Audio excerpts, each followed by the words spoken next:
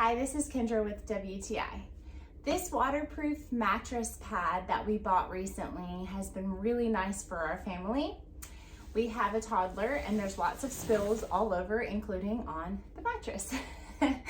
So this has come in really nice because it is waterproof. As you can see, when you spill water, it's repelled by this. So that's really nice, water or any kind of liquid.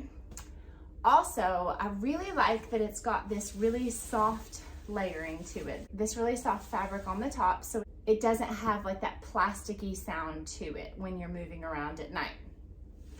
Also, another feature that I really like is, as you can see here on this side, there's a stretchy fitted sheet kind of material here on the side, which allows it to fit really to any mattress.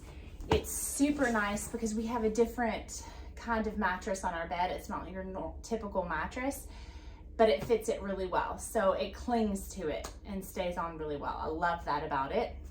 At the same time, it's very thin. Even though the fabric is really nice, it's very thin, so it feels really breathable.